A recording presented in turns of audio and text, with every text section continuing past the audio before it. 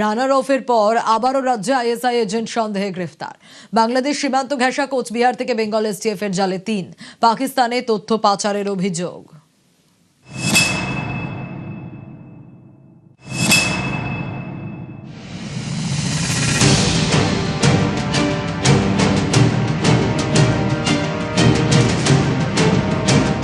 প্রথমে জঙ্গি হামিম মণ্ডল,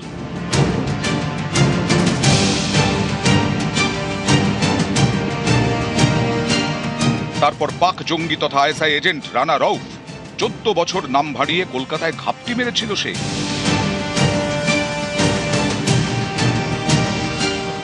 এবার পাকিস্তানের চর সন্দেহে গ্রেফতার বাংলাদেশ সীমান্ত ঘেঁষা কোচবিহার থেকে। শুক্রবার রাতে এসটিএফ এর জালে ৩। বাংলাদেশ সীমান্ত লাগোয়া কোচবিহার, এখান থেকে এসটিএফ এর জালে সন্দেহভাজন ৩ পাক গুপ্তচর।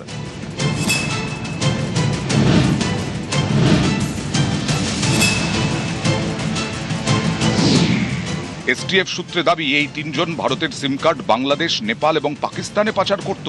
সেই সিম কার্ড ব্যবহার করে জাতীয় নিরাপত্তা সংক্রান্ত গোপন তথ্য পাচার করত।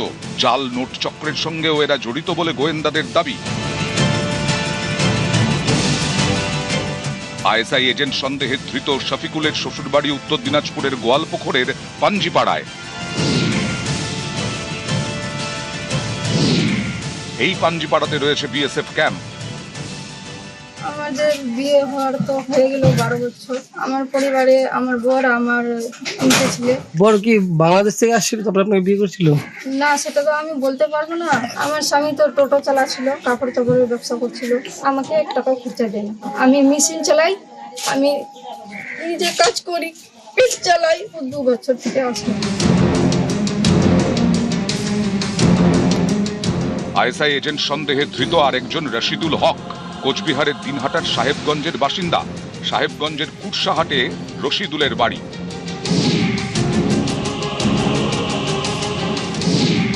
রশিদুলের বাড়ি থেকে 50 মিটার দূরে বাংলাদেশ বর্ডার। এসটিএফ এর দাবি বেঙ্গালুরু এবং দিল্লিতে রাজমিস্ত্রির কাজ করত রশিদুল। এই রশিদুল হককে সিম পাচার চক্রের অন্যতম গুরুত্বপূর্ণ যোগসূত্র হিসেবে চিহ্নিত করেছে এসটিএফ।